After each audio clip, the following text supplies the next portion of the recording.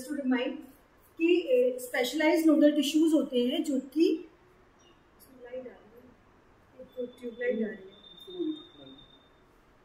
वहीं पे आती है, इसी से कोई दिक्कत नहीं। ये वाली आप बंद कर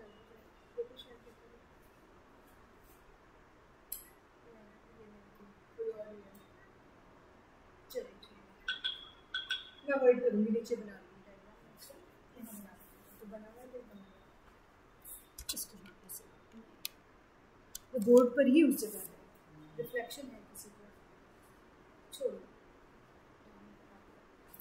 तो स्पेशलाइज्ड नोडल सेंटर्स होते हैं हार्ट में, जहाँ पर in the right atrium on the top right corner and in the right atrium bottom left corner पे।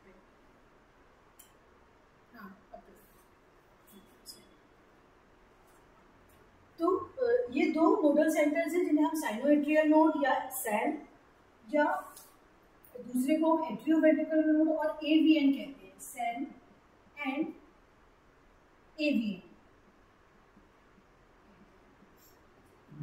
अब जो एवीएन है, एट्रियोवेंट्रिकुलर नोड है, उससे कुछ बंडल ऑफ फाइबर्स निकलते हैं जो कि जाते हैं वॉल में, और इस वॉल में जाने के बाद ये बहुत डिवाइड करते हैं, वॉल्स में पूरे में स्प्रेड हो जाते हैं और पूरी वेंट्रिकुलर वॉल को कवर करते हैं। नाउ दीज जो स्टार्ट होता है जब क्रॉस करके आता है एट्रियोवेंट्रिकुलर सेप्टम, वहाँ पर हम उसको एवी बंडल कहते हैं, और जब ये बहुत माइन्यूट छोटे छोटे फाइबर्स में टूट जाता है तब हम इसको एक नाम देते हैं परकिंजे फाइबर्स।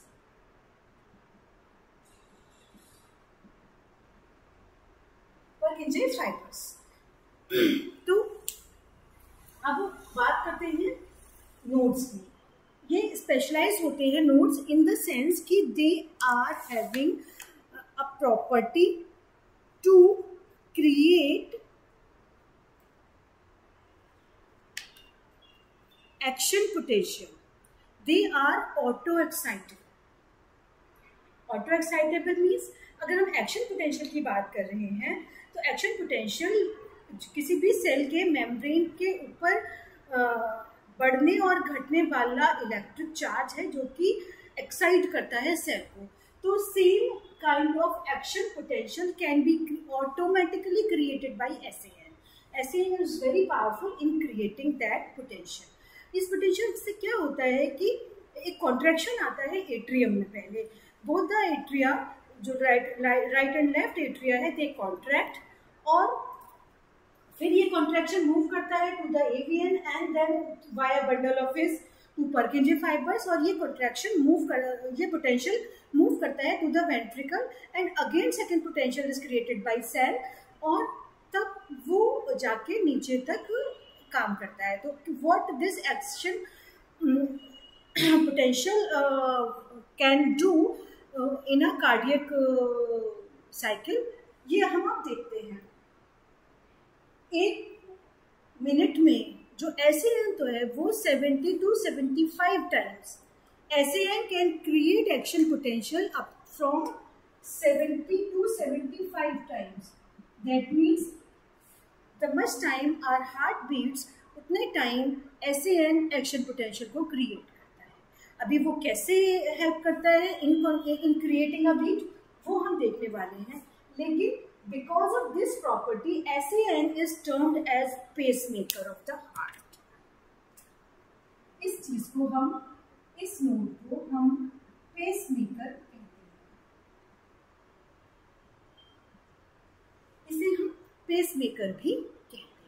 पेसमेकर्स जब ये काम करना बंद कर देता है, जो एक एज आती है और हार्ट प्रॉब्लम्स होने लगती हैं, तो कई बार इसकी एक्टिविटी लो हो जाती है, और जो पेसमेकर, अब हमारे पास मेडिकल साइंस में इतनी फैसिलिटी है कि पेसमेकर्स को इंस्टॉल किया चेंज किया जाता है, रिप्लेस किया जाता है, ट्रांसप्लांट किया जाता है, और वो आर्टिफिशियली उसको स्ट्रेंथ दी जाती है ताकि it can create the potential और हार्ट बीट को क्रिएट किया जा सके।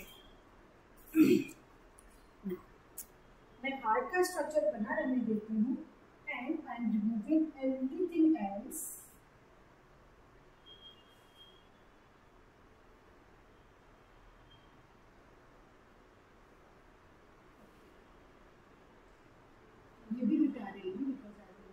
Space now. अब हम बात कर रहे हैं कार्डियक साइकिल।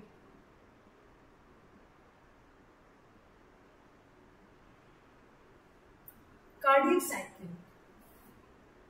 सबसे पहले क्या होता है, जब assume a condition when all the four chambers, two atria and two ventricle, they are in a relaxed state। जब दोनों बिल्कुल रिलैक्स्ड स्टेट में हैं तब हम उसको कहते हैं they are in joint diastole condition. अभी आप दो टर्म्स को हम बार बार सुनेंगे, systole and diastole. Systole when something is in contracted condition, stress condition में होती है, कॉन्ट्रैक्शन में होती है, तब हम उसको सिस्टोल कहते हैं, और जब ये रिलैक्स कंडीशन में होती है तब हम इसको डायस्टोल कहते हैं। तो जब चारों chambers they are in relaxed condition, ये कंडीशन होती है जॉइंट डायस्टोल, इसको हम बोलते हैं joint diastole. From here we are starting the cardiac cycle. अब हमारे पास दो वेन्स हैं, एक हमारा था क्या वेना केवा और एक हमारे पास पल्मोनरी वेन। इन दोनों से ब्लड आता है एट्रियम, दोनों एट्रियम में। एट्रियम इज सिंगुलर, जब हम एक एट्रियम बोलते हैं तो one atrium it is singular, और जब हम एट्रिया बोलते हैं तो we are talking about both the atrium, तो वो प्लूरल है। तो दोनों एट्रिया में कंटिन्यूअसली ब्लड फ्लो होता है from the vena cava and from the pulmonary when.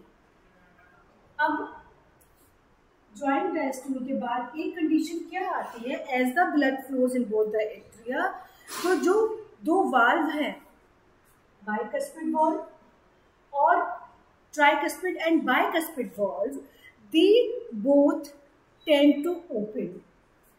हम यहाँ पे कहेंगे क्या होता है, tricuspid valve and bicuspid they open।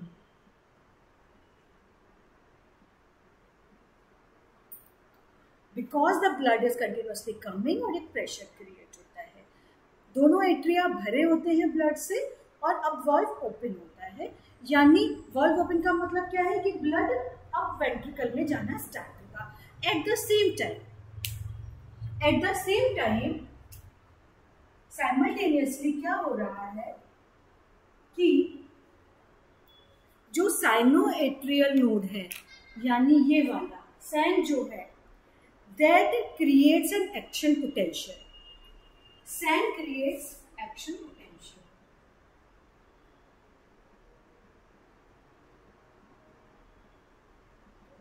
Simultaneous हो रहा है, tricuspid and bicuspid valve open होते हैं, ब्लड फ्लो स्टार्ट हो रहा है, and SAN is creating action potential.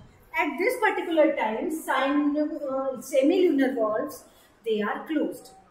Remember that at this time, when tricuspid and bicuspid are open, semilunar valve, जो कि ventricle से खुलते हैं arteries में, वो closed है।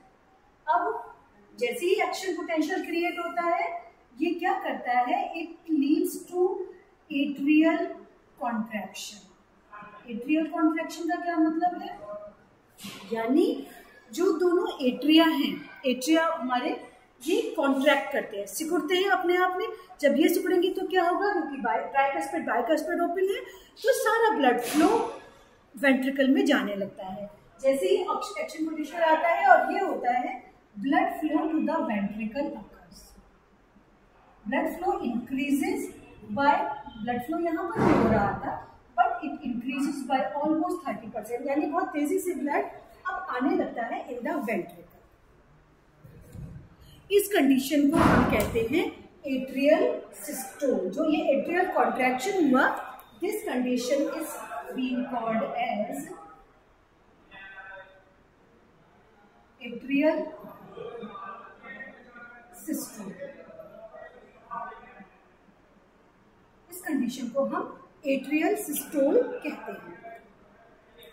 नाउ वेंट्रिकल में ब्लड अब आ गया। अब क्या होगा, जो हमारा एवीएन नोड है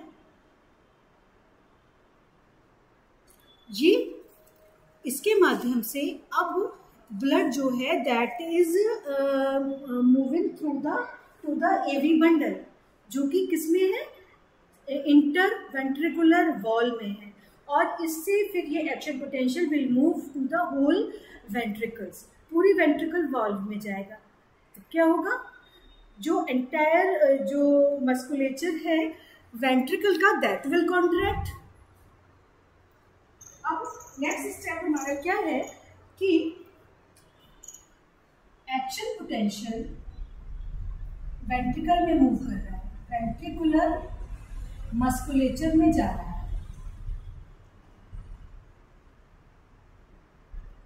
action potential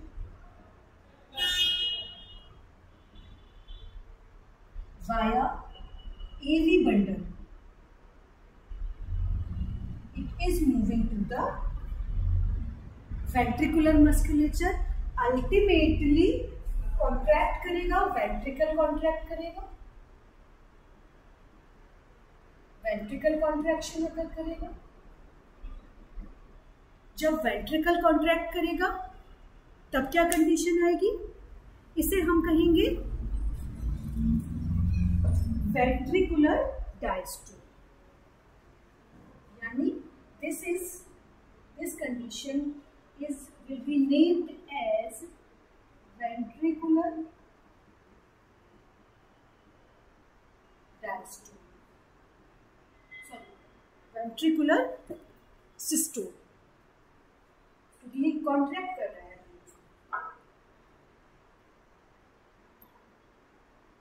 At the same time, when ventricular systole is occurring, उस टाइम पर जो हमारा एट्रिया था, दोनों एट्रिया ये अब रिलैक्स हो जाएंगे, यानी it will be accompanied by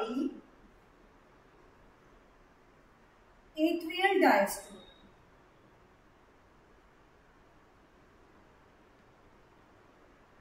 तो अभी हमारे पास क्या क्या हो चुका है, एट्रियल सिस्टोल यानी एट्रियल कॉन्ट्रैक्ट किया, देन फिर वो कॉन्ट्रैक्शन मूव करता है वेंट्रिकल में, और वेंट्रिकल कॉन्ट्रैक्ट सिस्टोल हुआ, अब उसी टाइम पे एट्रियल डायस्टोल हुआ। अब क्या होगा, जब वेंट्रिकल कॉन्ट्रैक्ट करेगा तो इसका रिजल्ट क्या होगा, यानी blood will move to the, blood को अब कहीं तो मूव करना है, सेम टाइम पे जैसे ही एट्रियल डायस्टोल हो रहा है और वेंट्रिकल कॉन्ट्रैक्ट कर रहा है, one thing will occur, bicuspid and tricuspid valve will be closed now, bicuspid and tricuspid will be closed now, बंद हो जाएंगे, और क्या ओपन होगा, now the semilunar valve will be open,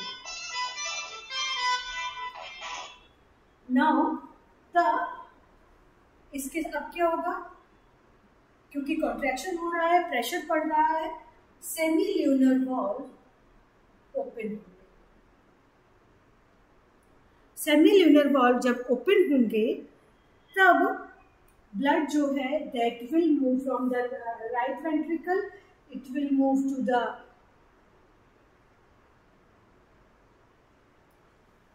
pulmonary artery, and from left ventricle it will move to the aorta, यानी सेमील्यूनर valve open हो गए, bicuspid बंद हो गए, अब blood moves to the arteries.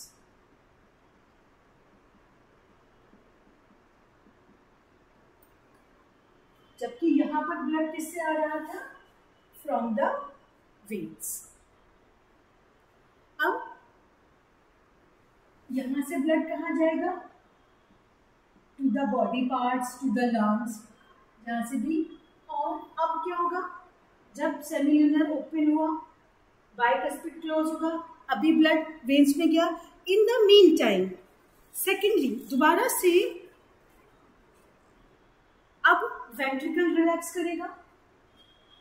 अब जो हमारा वेंट्रिकल अभी कॉन्ट्रैक्टेड स्टेज में है, it will relax and the condition will come जबकि वेंट्रिकुलर डायस्टोल अकर करेगा।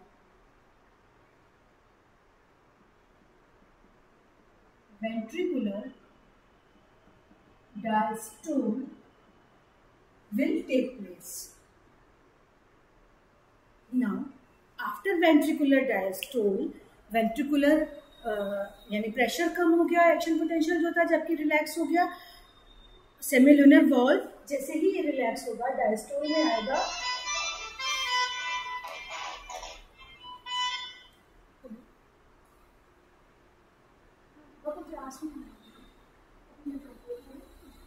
अभी क्लास में मैं करती हूँ।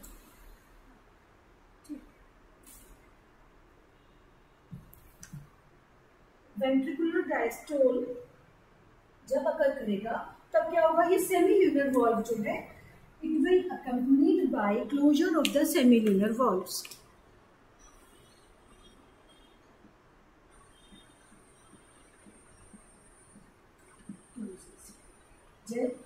इन द सेम टाइम जैसे ही सेमील्यूनर वॉल्व क्लोज होगा, अब हमारा एट्रियम भी डायस्टोल कंडीशन में है और वेंट्रिकल भी डायस्टोल कंडीशन में है.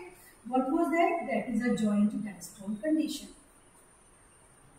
दोनों हमारी रिलैक्स कंडीशन में आ गए, जॉइंट डायस्टोल कंडीशन होगी. Now again the same thing will happen. Tricuspid valve and bicuspid valve will start opening और ऐसे will create another potential. This all completes one cardiac cycle. ये जो पूरा सर्कल है यहाँ से यहाँ तक का, ये पूरा यहाँ से यहाँ तक का, ये कंप्लीट जो सर्कल है that is one cardiac cycle. In a minute there are 72 cardiac cycles.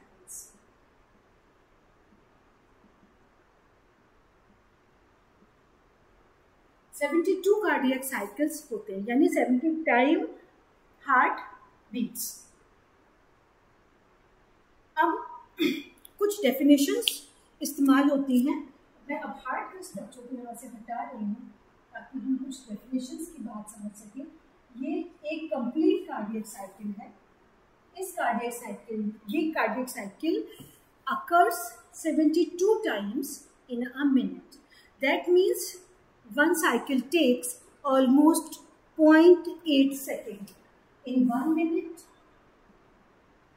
there are 72 cycles.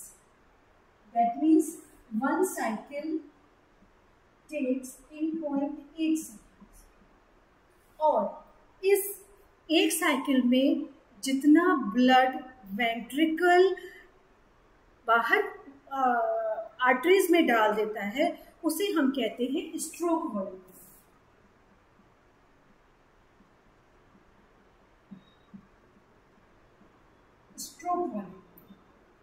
Stroke volume क्या है? In a single cardiac cycle, in a single throw, ventricle pushes the amount of blood is called the stroke volume. It is almost for an average person, it is 70 ml. 70 ml of the blood is thrown out in one contraction of the heart. One heartbeat. That means फिर हम एक और term use करते हैं, cardiac output.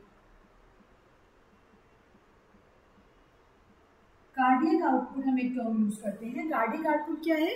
Cardiac output is the stroke volume जो कि एक stroke से निकल रहा है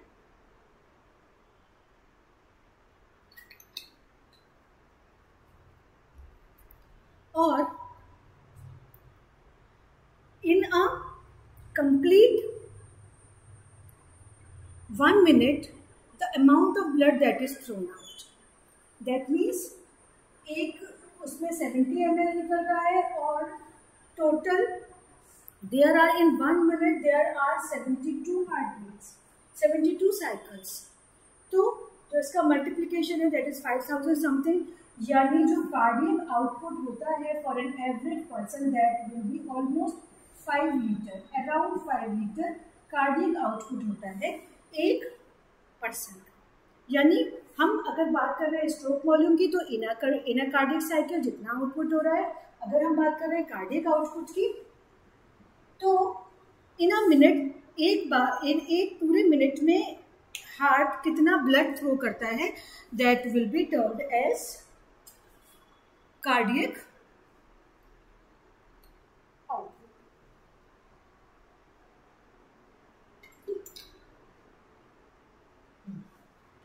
Now, I hope it is clear to you. अब हम बात करते हैं एक और चीज की, जो हम लोग साउंड सुनते हैं ऐसे हाथ रख के. There are two kinds of sounds which we listen. If I write somewhere, मैं बोर्ड बाद में बताती हूँ. There are two sounds which are listen, lub sound and dub sound. Lub dub sound इसको हम बोलते हैं. लब जो साउंड आती है, मतलब एक साउंड थोड़ी तेज आती है एंड देन आप खुद से अगर कहीं भी हाथ रखें तो there are two vibrations which can be clearly heard. Stethoscope से सुनते हैं तो 2 हार्ट बीट सुनाई पड़ती हैं, टप टप टप टप टप टप ऐसे करके. तो लब जो साउंड है that is the closing of the tricuspid and was closure of the bicuspid and tricuspids. जबकि जो डब की साउंड आती है that is the closure of the semilunar valves. यानी जो डब की साउंड है वो वेंट्रिकुलर डायस्टोल जब होता है तब आती है, और लब की साउंड तब आती है जब वेंट्रिकुलर सिस्टोल होता है. यानी it is accompanied by ventricular systole, यानी यहाँ पर लब की साउंड आएगी. और जब वेंट्रिकुलर डायस्टोल है there will be a sound of dub. ये जो हमें सुनाई पड़ती है 2 प्रोमिनेंट साउंड्स होती हैं with the help of stethoscope. Doctors जो हमारे सुनते हैं, ये if it is normal they say we are going through a normal cycle, और if it is not normal तो वो कोई प्रॉब्लम की तरफ इंडिकेट करता है. तो ये 2 साउंड्स हैं जो हमें सुनाई पड़ती है. हार्ट की स्टडी के टाइम पे एक चीज़ और दिखाई पड़ती है जिसे हम कहते हैं ECG. जब हार्ट की कोई भी चेकअप हो रहा होता है, कोई हार्ट प्रॉब्लम का संदेह अगर होता है और हार्ट का चेकअप किया जाता है, तो वहाँ पे एक टेस्ट परफॉर्म किया जाता है जिसे हम ECG कहते हैं. ECG क्या है? इलेक्ट्रोकार्डियोग्राम.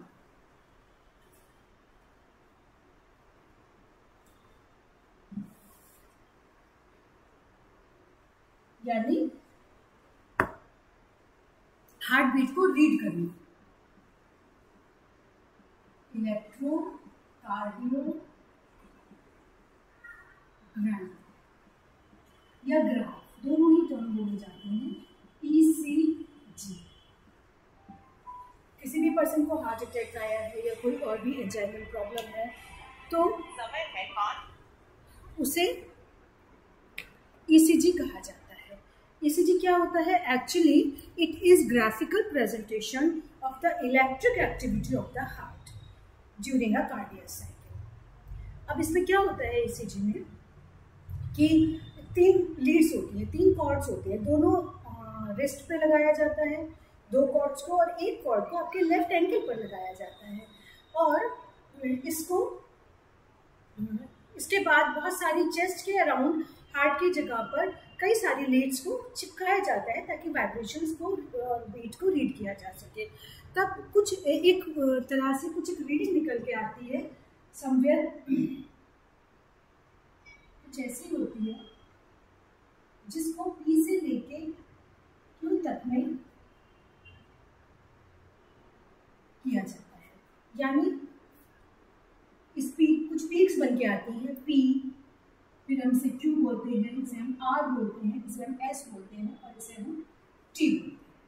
यानी P से T तक हम कुछ पीक्स को नाम देते हैं. P क्या है?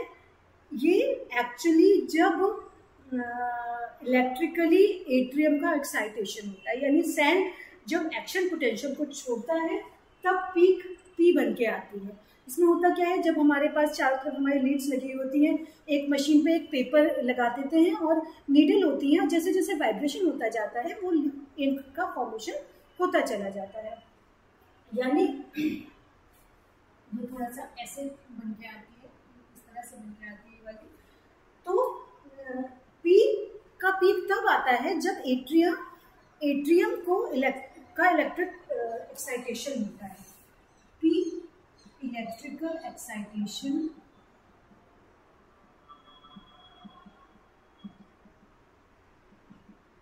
ऑफ एट्रियम,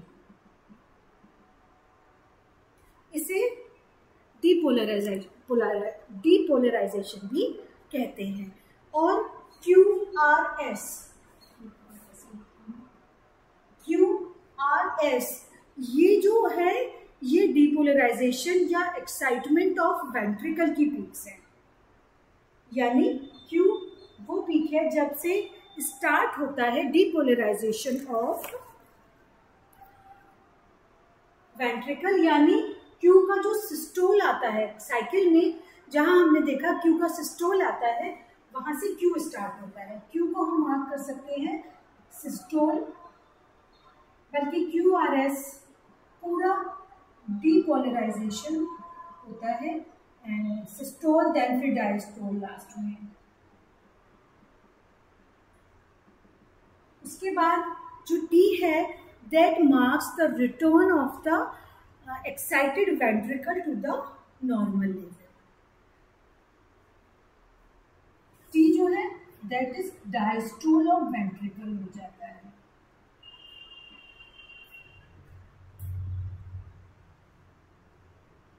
यानी P इसको हम सिस्टोल भी कह सकते हैं, एट्रियम का सिस्टोल भी बोल सकते हैं। तो ये एक नॉर्मल बेस्ट नॉर्मल पीक होती है जो ऐसे आएगी जब इलेक्ट्रोकार्डियोग्राम किया जाता है, ECG जब किया जाता है।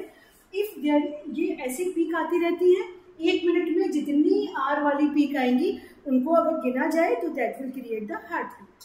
कि अगर 70 बार आई तो 70 उसकी हार्ट बीट आ रही है, 75 बार आई तो 75 हार्ट बीट आ रही है। If there is any abnormality in this pattern, कहीं भी कोई एक नया छोटा सा पीक आ जाता है या पीक का साइज बहुत छोटा होता चला जाता है, तो then it will indicate that there is some abnormality और टेस्ट किए जाने की ज़रूरत है, और ये कहीं ना कहीं उसकी तरफ को इशारा करता है। तो ये हम जो जितनी हमने अभी स्टडी करी दैट वाज अबाउट हार्ट। अब हम इसके सर्कुलेटरी पाथवे पर अगर आते हैं,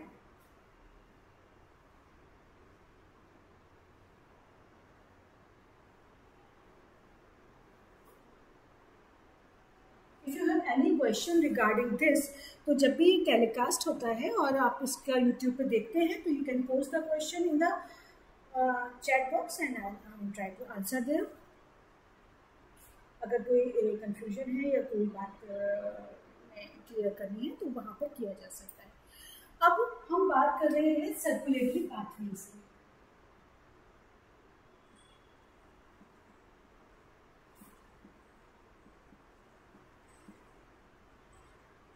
Circulatory pathways में there are two kinds of circulatory pathways, open and close. Open, पहले हम क्लोज पाथवे की अगर बात करते हैं तो क्लोज पाथवेज वो होते हैं जिसमें कि जो भी ब्लड फ्लो हो रहा है that is continuous in the veins, vessels, capillaries, बंद में होता है और कहीं भी ब्लड ओपन में नहीं जाता है, या जो भी फ्लो है वो ओपन में कहीं नहीं जाता है, दैट इज क्लोज पाथवे।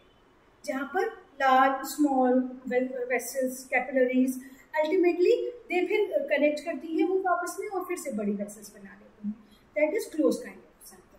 जबकि ओपन काइंड क्या होता है कि उसमें जो लार्ज वेसल्स होती हैं then they open into the sinuses, छोटी छोटी खुले स्पेस में खुलती हैं और वहाँ से न्यूट्रिशन का लेन देन होता है, तो वो ओपन पाथवेज होते हैं। तो पाथवेज बेसिकली दो तरह के होते हैं, open and closed. Open pathways जो है वो आर्थ्रोपोडा में पाया जाता है और क्लोज इसके अलावा मोलस्का में पाया जाता है,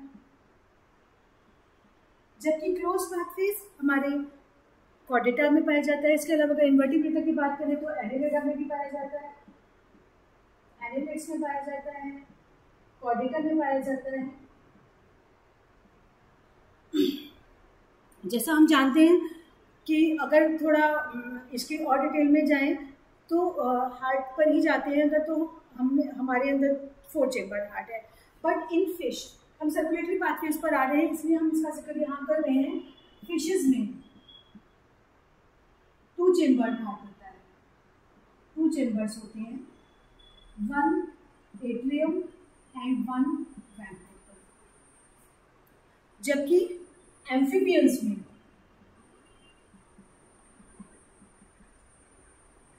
3 चेम्बर्ड हार्ट होता है। टोटल 3 चेम्बर्स होते हैं, जिसमें 2 होते हैं एट्रियम और 1 होता है वेंट्रिकल। जबकि क्रोकोडाइल, बर्ड्स और मैमल्स में जो हमारा हमें 2 मैमल्स की कह लें, मैमल्स को 2 प्लस बर्ड्स में, इनके साथ साथ क्रोकोडाइल्स में भी, हालांकि नहीं है लेकिन 4 चेम्बर्ड हार्ट होता है, 2 एट्रियम एंड 2 वेंट्रिकल। ये बात तो हमने अभी यहाँ जिक्र इसलिए किया है कि this will determine the type of circulatory pathway it is taking place in the body. अब अगर फिश की बात करते हैं तो फिश का सर्कुलेटरी पाथवे क्या होता है? फिश में गिल्स पाए जाते हैं। गिल्स ही वो प्लेस है जहाँ पर ऑक्सीजन का गिव एंड टेक होता है। तो जो ऑक्सीजनेटेड ब्लड है इन फिशेस, दैट इज जब गिल से बाहर निकल के आता है तो then it will not go to the heart, it will go to the body tissues. जब बॉडी टिश्यू से निकल के आता है ब्लड, देन जब डीऑक्सीजनेटेड हो जाता है then it goes to the heart. Heart के एट्रियम में जाता है, वेंट्रिकल में जाता है और फिर वहां से पास होके then it will go to the gills again. तो ये जो इनका पाथवे है दैट इज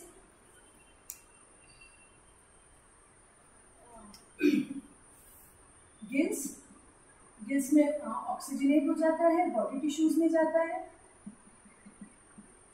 यहाँ पे ऑक्सीजनेटेड ब्लड है, मैं प्लस ऑक्सीजन ही लिख रही हूँ। फिर बॉडी टिश्यूज में जा रहा है, वहां से डीऑक्सीजनेटेड हो जाता है और वहां से डीऑक्सीजनेटेड होने के बाद तब फिर गिल्स में हार्ट में आता है। Then it comes to heart और फिर वहां से हार्ट में, यानी पहले एट्रियम में आता है, हार्ट में एट्रियम में, then it goes to ventricle and then again it goes to gills. ये जो सर्कुलेशन है इसे कहते हैं सिंगल सर्कुलेशन।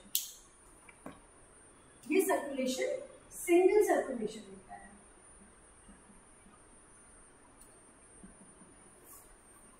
दूसरा केस है हमारे पास एम्फीबियंस का, जहां पर 2 एट्रियम है और 1 वेंट्रिकल है।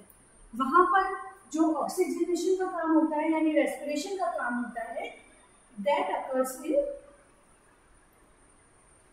गिल्स में भी होता है, उनमें कुछ केसेस में लंग्स में भी होता है और स्किन से भी होता है। तो हम तीनों को की बात करेंगे, gills plus skin plus lungs. Amphibians की हम बात कर रहे हैं। तो यहाँ से जो ऑक्सीजनेटेड ब्लड है विद O2 ये पहले हार्ट में जाता है। हार्ट में लेफ्ट एट्रियम में 2 एट्रियम है, यहाँ लेफ्ट एट्रियम में जाता है। इसके अलावा डीऑक्सीजनेटेड ब्लड जो कि बॉडी टिश्यूज से आ रहा है, बॉडी टिश्यूज से आता है डीऑक्सीजनेटेड ब्लड, वो कहाँ जाता है? राइट एट्रियम में। यानी एक एट्रियम में गया ऑक्सीजनेटेड ब्लड, दूसरे में गया deoxygenated blood and ultimately that comes to the ventricle. तो यानी mixing of the blood, double circulation start हुआ but ultimately it gets mixed. तो इसे हम कहते हैं इनकम्प्लीट डबल सर्कुलेशन। इसको हम जो नाम देते हैं that is incomplete double circulation.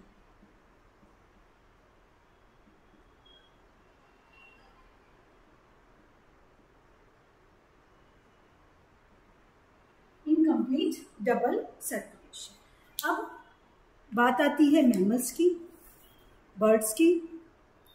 तो अभी जैसा हमने एक पूरा प्रोसेस देखा ही कि ऑक्सीजनेटेड ब्लड लेफ्ट एट्रियम में आता है, ऑक्सीजनेटेड ब्लड आता है लेफ्ट एट्रियम में,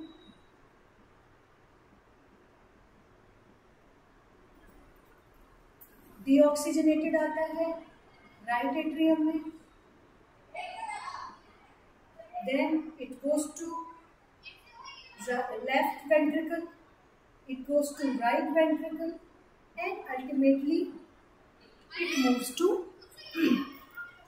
separately it moves to जो oxygenated blood आ रहा है that will move to the body tissues, and जो deoxygenated blood आ रहा है that will move to lungs. यानी blood has two complete cycles. Then जब ये लंग से फिर ऑक्सीजनेटेड हो जाएगा then it will go to left atrium, यानी ये डबल सर्कुलेशन कर रहा है. Here blood is doing double circulation.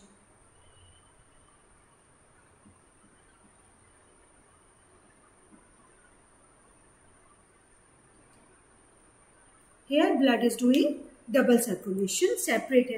Double circulation इसको भी कहते हैं. दूसरे डबल सर्कुलेशन में जब भी एक बार ब्लड पूरी बॉडी का जब चक्कर लगाता है उसमें हार्ट के 2 बार हार्ट से होकर गुजरता है. एक बार जब गुजरा हार्ट से होकर जब वो ऑक्सीजनेटेड था, फिर वो डीऑक्सीजनेटेड हुआ, फिर वो हार्ट में गया और फिर लंग्स में जाएगा. यानी पूरे बॉडी का एक साइकिल करने के लिए ब्लड को हार्ट से 2 बार गुजरना पड़ता है.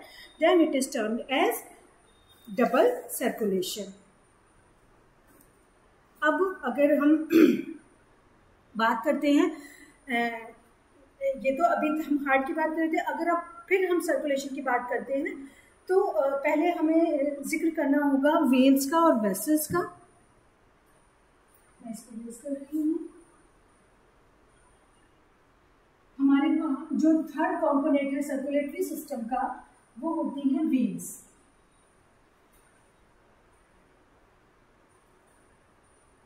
पहले हम इस सिस्टम की ही बात कर रहे थे तो हम कंप्लीट इसको ही कर लेते हैं, उसके बाद फिर हम वेन्स पर जाएंगे.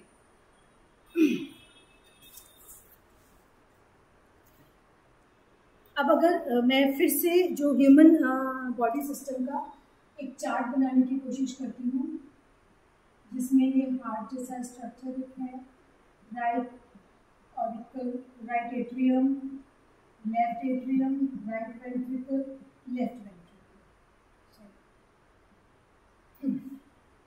अब डिफरेंट ऑर्गन्स में किस पाथवे से ब्लड सर्कुलेट होता है उसकी बात अगर हम करें तो हम डिफरेंट ऑर्गन्स बनाते हैं. पहले मैं जल्दी बनाने की कोशिश करती हूँ. हेड में, then there are arms, then liver, then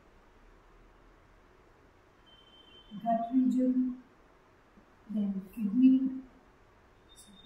हमें यहाँ पे लंग्स भी बनाना होगा, वही बना लेते हैं. Lungs, then gut, then kidney. इसके अलावा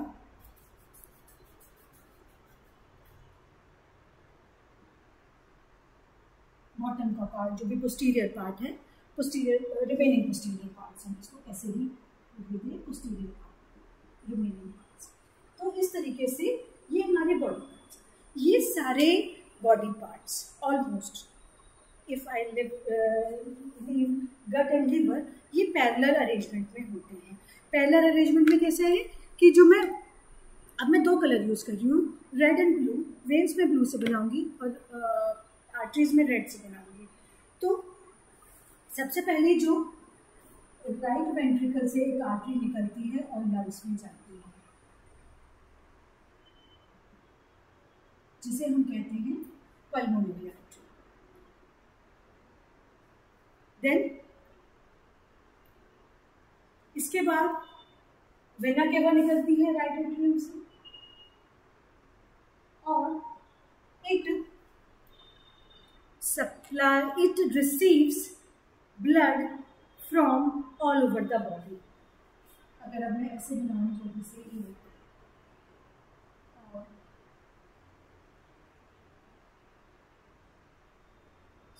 from not from gut.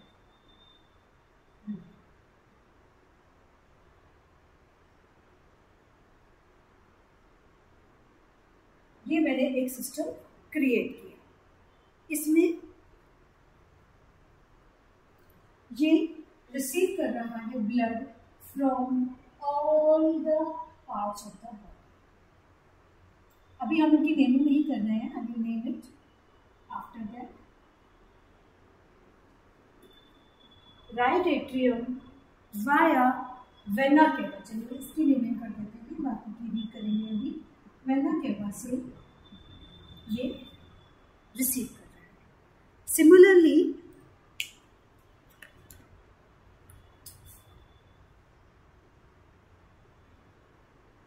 Pulmonary vein निकल रही है from lungs to going to left atrium.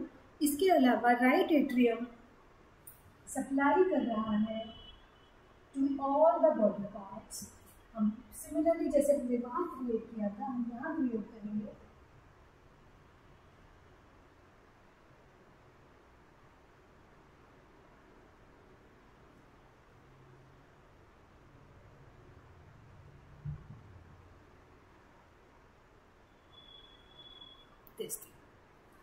Now सबसे ब्लड जा रहा है, क्लीन ब्लड है, क्लियर ब्लड है, हार्ट से आया, लंग्स से आया हुआ ब्लड है, और it is going to all the parts of the body.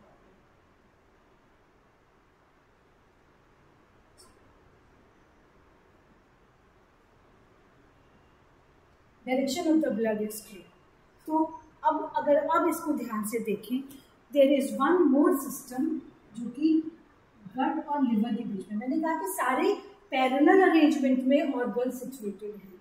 हमें ब्लड जब पहुंचेगा तो सबको एक साथ पहुंचता है, ये नहीं कि पहले इस ऑर्गन से गुजरा फिर उस डीऑक्सीजनेट हुआ फिर उस ऑर्गन से गुजरा। पैरेलल अरेंजमेंट है सारी वेन्स का, सारी सिस्टम्स आर्टरीज का इन द बॉडी, सब में एक साथ ब्लड पहुंचता है except the gut and the liver, they are arrange in the series. Probably the reason is कि गट में बहुत सारा जो हमारा एक्सटर्नल कंपोनेंट्स हैं वो गट में वो मिलते हैं जो भी हमारा खाया पिया होता है, न्यूट्रिएंट्स होते हैं। Some of them are positive, some of them are negative, also toxins भी होते हैं, कभी कभी अल्कोहल भी होता है। तो वो जब गट से जाता है तो पहले लिवर से होकर गुजरता है, समहाउ लिवर से उसमें से चीज़ें निकाल ली जाती हैं। अगर एक्स्ट्रा शुगर है तो then it is consumed, extra fat है then it is picked up by the liver, तो लिवर से होके तब ये वापस जाता है। अगर इनका डिफरेंट नाम करें तो this is renal artery, renal vein, mesenteric arteries होती हैं। देन इसको हम खासकर मैं इसका नाम दूंगी hepatic portal. Hepatic portal system है ये कंप्लीट। इसके अलावा देन दिस इज सबक्लेवियम आर्टरीज और वेन्स तो आप लगा ही सकते हैं। दिस इज कैरोटिड है, ये कैरोटिड है। दिस इज जुगुलर, ये वेना केवा हो गई। This is hepatic vein. अब आप इनमें नाम लगा सकते हैं आर्टरी और वेन का नाम। This is renal. इसी तरह से इनके नाम to the organ they are going, from the organ they are coming, इनका नाम दिया जाता है। बट द कंप्लीट सिस्टम में this is purified blood going to the organs and this is deoxygenated blood, जिसे हम इम्प्यूरिफाइड ब्लड भी कहते हैं। हम ब्लू ही दिखती हैं जो वेन्स होती हैं। अभी हम वेन्स और आर्टरीज का स्ट्रक्चर वाइज और देखेंगे, but this is the system of circulation जो कि डबल सर्कुलेशन होता है, ये उसका ही एक सिस्टम है।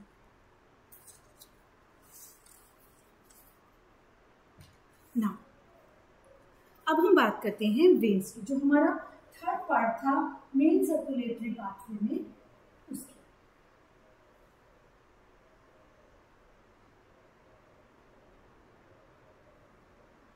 वेसल्स जो होती हैं उनकी वॉल जो होती है, दो तरह की वेन्स होती हैं, दो तरह की वेसल्स होती हैं। एक को हम वेन्स कहते हैं, एक को हम आर्टरीज कहते हैं। तीसरी तरह की होती है वेन्स, आर्टरीज और कैपिलरी। कैपिलरी की बात अभी ऊपर करते हैं, इसके बाद करते हैं। पहले हम जरा कंपैरिजन कर लेते हैं वेन्स और आर्टरीज का। उससे पहले जो इन दोनों का स्ट्रक्चर है ये ट्रिपल लेयर्ड स्ट्रक्चर होता है। वेन ट्रिपल लेयर होती है। अगर हम उसका क्रॉस सेक्शन देखेंगे तो 3 लेयर्स होती हैं। एक बाहरी लेयर, उसके बाद मिडिल लेयर, इसको हमने राइट से दिखा दिया सपोज, और उसके बाद एक इंटरनल लेयर, इसको हमने ग्रीन से दिखा दिया। बाहरी लेयर को हम कहते हैं tunica intima. This is tunica intima. Then जो सेकेंड लेयर है ट्यूनिका मीडिया,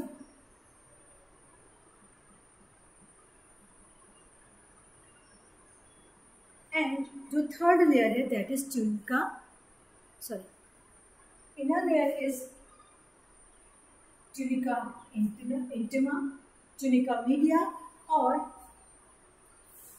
जो आउटर लेयर है दैट इज ट्यूनिका एक्सटर्नल।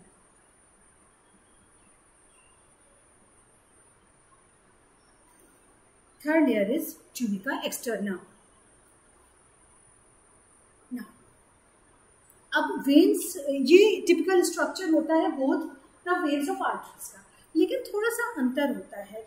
जो वेन्स होती हैं उनकी वॉल थोड़ी सी पतली होती है और जो आर्टरीज होती है वो थिक वॉल होती है। आर्टरीज में क्या होता है कि ऑक्सीजनेटेड ब्लड आता है और वेंट्रिकल से आता है, ज़्यादा पुश के साथ आता है, ज़्यादा फोर्स के साथ आता है, इसलिए वो थोड़ी सी थिक वॉल्ड होती हैं। और उसमें थिक वॉल्ड क्या होता है, जो उसका मिडिल पोर्शन है यानी ट्यूनिका मीडिया जो है वो ज़्यादा थिक होता है, जबकि वेन्स के केस में ट्यूनिका मीडिया कम होता है, बहुत कम थिकनेस के साथ मौजूद होता है, प्रेजेंट होता है but it is less thick. तो इसकी वजह से आर्टरीज की वॉल थिक होती है। तो अगर हम अंदर लिखते हैं तो इट इज थिन वॉल और arteries are thick wall.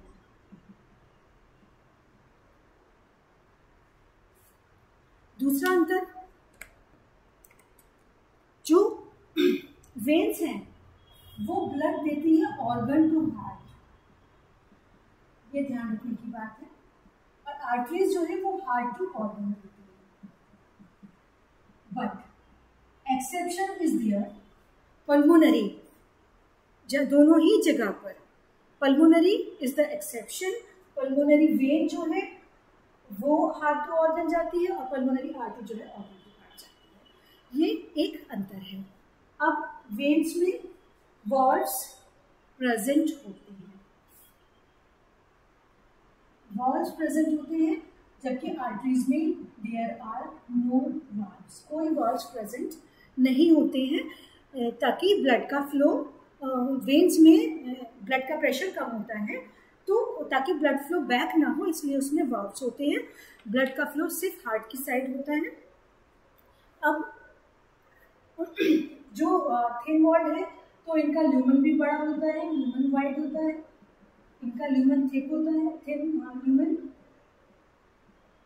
Narrow होता है, और वेन्स में प्रेशर कम होता है, जबकि आर्टरीज में प्रेशर ज्यादा होता है, लो प्रेशर, ब्लड प्रेशर की बात कर रहे हैं, जबकि इसमें हाई प्रेशर होता है। इसके अलावा वेन्स दे अकर सुपरफिशियली, जबकि ये थोड़ी डीप रूटेड होती हैं, दिखाई नहीं देती हैं। आपको जो ऊपर से अगर आपके हाथ में दिखाई पड़ता है कुछ नीले नीले से, यहाँ पर अगर आप ध्यान से देखें तो कुछ नीले नीले से वेन्स दिखाई पड़ती हैं। हम कहते हैं, हम जनरल भाषा में हर दिखने वाली चीज़ को वेन्स कह देते हैं इस तरह से, लेकिन ये एक्चुअली वेन्स होती हैं, जो आर्टरीज होती हैं, तो they are somehow deep rooted. तो अब इस तरह से अब जो हम बात करेंगे कि रेगुलेशन ऑफ कार्डियक एक्टिविटी कैसे होता है, ये हुआ हमारा वेन्स का। और हाँ, कैपिलरी की बात हमारी रह गई है। कैपिलरी होती है thin walled single layered cap होती हैं और पतली होकर चली जाती हैं और अल्टीमेटली टिश्यूज़ में इनके, क्योंकि ये सिंगल सेल वॉल इनकी होती है, तो इससे इनसे थोड़ा न्यूट्रिशन का लेन देन भी हो जाता है, और अल्टीमेटली वेन्स को आर्टरी से कनेक्ट करने का काम कैपिलरीज ही करती हैं। और वेन्स में जो कि डीऑक्सीजनेटेड ब्लड होता है और आर्टरीज में ऑक्सीजनेटेड ब्लड रहता है, तो इनको कनेक्ट करके ब्लड का ट्रांसफर करने का काम भी कैपिलरीज ही करती हैं। अब हम बात करेंगे, हमने कार्डियक साइकिल की बात करी। कार्डियक साइकिल में जो उसका रेगुलेशन होता है वो कैसे होता है? कार्डियक साइकिल का रेगुलेशन मीन्स वैसे वो ऑटोमेटिक है, ऑटोनॉमिक है, चलता रहता है, but there are few things जो कि उसको रेगुलेट करती हैं cardiac cycle. Regulation of cardiac cycle,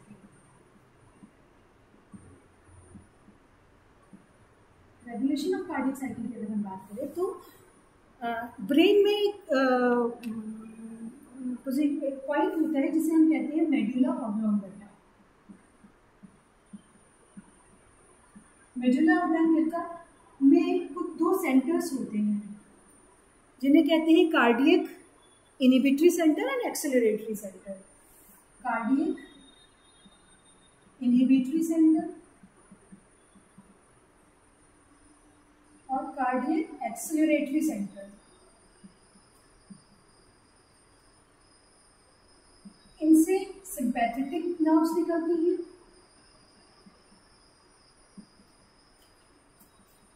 और इनसे पैरासिम्पैथेटिक नर्व्स निकलती हैं।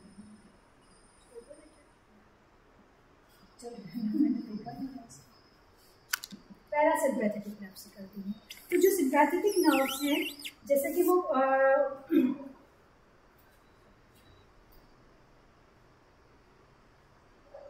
पैरा जो है वो एक्सेलरेटरी सेंटर से निकलती है और सिंपैथेटिक इनहिबिटरी सेंटर से पैरासिम्पैथेटिक निकलती है और एक्सेलरेटरी सेंटर से सिंपैथेटिक निकलती है। तो ये क्या काम करती हैं? They increase the heartbeat, strength of the जो वेंट्रिकुलर कॉन्ट्रैक्शन है, सिंपैथेटिक वाला वेंट्रिकुलर कॉन्ट्रैक्शन की स्ट्रेंथ को इंक्रीज करती है, स्ट्रेंथ को बढ़ा देती है। जब वेंट्रिकुलर कॉन्ट्रैक्शन की स्ट्रेंथ बढ़ेगी तो हार्ट का आउटपुट बढ़ेगा और कार्डियक एक्टिविटी बढ़ जाती है। जबकि इनहिबिटरी सेंटर जो है वो वेंट्रिकुलर स्ट्रेंथ को थोड़ा कम कर देती है, डाउन कर देती है, और तब जो एक्सेलरेशन है वो कम हो जाता है, यानी आउटपुट कम हो जाता है, और जिससे कि हार्ट एक मतलब एक तरह से रेगुलेशन हो जाता है कार्डियक साइकिल का कि हार्ट तो कितना कर रहा है, हार्ट की एक्टिविटी कैसी है। तो ये जो मेडुला ऑब्लोंगेटा ब्रेन का जो स्टॉक है समवेयर देयर ये सेंटर लाई करता है और वहाँ से ये कंट्रोल कर सकता है ब्रेन से कि आउटपुट हार्ट का कैसा है। दूसरा जो रेगुलेशन है that is through hormone. Adrenaline hormone होते हैं जिसको हम पैल्पिटेशन हार्मोन भी कभी कभी बोलते हैं। किसी एडवर्स कंडीशन में एड्रेनालिन सिक्रेट होता है जब हम कभी डर जाते हैं या एक्साइटेड होते हैं या थोड़ा एक कंडीशन का सामना करना होता है तो हमारी हार्ट बीट बढ़ जाती है, हमारे अंदर एड्रेनालिन का सिंथेसिस होता है। थायरोक्सिन हार्मोन है that also controls the heartbeat. अब जब हम हार्ट की बात करते हैं तो हम बात कर रहे होते हैं ब्लड प्रेशर की। ब्लड प्रेशर जनरली हम सब जानते हैं कि अगर हम ब्लड प्रेशर की बात करें तो 120/80 is a normal blood pressure जो कि हम लोग कहते हैं। तो 120 और 80 क्या है? 120 जबकि हाईएस्ट प्रेशर जो कि एक्चुअली पारे के उसमें ही नापा जाता है mmHg, 120 mmHg यानी कि हाईएस्ट प्रेशर जो हार्ट क्रिएट कर रहा है, और लोएस्ट प्रेशर यानी सिस्टोल के टाइम का प्रेशर और डायस्टोल के टाइम का प्रेशर 80 mmHg। अगर ब्लड प्रेशर इस कंडीशन से ऊपर या नीचे होता है देन इट क्रिएट्स, अगर 120 का 130 हो गया और 80 का 90 हो गया, it will create high blood pressure, otherwise it will create a low blood pressure अगर ये कम हो जाता है। तो कहीं ना कहीं इसको किसी न किसी हार्ट डिसीज के साथ हम रिलेट करते हैं। नाउ कुछ अगर हम हार्ट डिसीज की बात करें तो कोरोनरी हार्ट डिसीज होती है जो कि एक तरह से अगर हार्ट में ऑक्सीजन की सप्लाई बंद होने लगती है, कम हो जाती है, तो कहीं ना कहीं it affects the blood vessel. एक आर्टरी होती है कोरोनरी आर्टरी, जो कि हार्ट की मसल को ब्लड सप्लाई करती है। अगर कहीं उसमें ब्लॉकेज आ जाता है, एथेरोस्क्लेरोसिस हो जाता है, तो ये कोरोनरी हार्ट डिसीज की तरफ ले जाता है। दूसरा एक कंडीशन होती है जिसे हम एंजाइना कहते हैं। एंजाइना पेक्टोरिस भी उसका नाम है, और ये इसमें एक्यूट चेस्ट पेन होता है। होता क्या है कि ऑक्सीजन नहीं पहुंच पाती है हार्ट मसल्स तक इसकी उसमें, और ब्लड फ्लो हैम्पर हो जाता है जो कि हार्ट की मसल्स को पहुंच रहा होता है, और it creates a shooting chest pain जो कि बार बार जाता और आता है। अगर इट इज लेफ्ट अनट्रीटेड तो कि ये फिर हार्ट अटैक की तरफ भी जा सकता है, जिसमें कि हार्ट मसल डैमेज हो जाती है और उनको इनएडिक्वेट सप्लाई रहती है। फिर एक होता है कार्डियक अरेस्ट। कार्डियक अरेस्ट में heart suddenly stops beating because of any reason, या तो वहाँ पे ब्लड सप्लाई नहीं हो रही है, या फिर ऐसे एनोड काम करना बंद कर देता है, या कहीं इतना स्ट्रॉन्ग ब्लॉकेज हो जाता है कि heart will have to stop, तो वो कार्डियक अरेस्ट की कंडीशन होती है। जबकि हार्ट फेल्योर की जो कंडीशन होती है कि when heart is not pumping enough blood, यानी ब्लड पंप कर रहा है but it is not pumping enough blood, तो वो कंजेस्टिव हार्ट फेलियर हो जाता है। और कंजेस्टिव क्या होता है, उसमें जब एनफ ब्लड पंप नहीं हो रहा है तो लंग्स में एनफ ब्लड नहीं पहुंच पा रहा है, ऑक्सीजन नहीं पहुंच पा रही है, पूरी ब्लड नहीं पहुंच पा रहा है, तो लंग्स कहीं ना कहीं कंजेस्ट होना शुरू हो जाते हैं। That will ultimately result in to the heart failure. तो ये जो हमारा कंप्लीट कार्डियक पाथवेज हैं, सर्कुलेटरी पाथवेज हैं, blood body fluid and circulatory pathways का यहाँ पर खत्म होता है। अगर आपको कोई क्वेश्चन है तो आप इस लिंक पर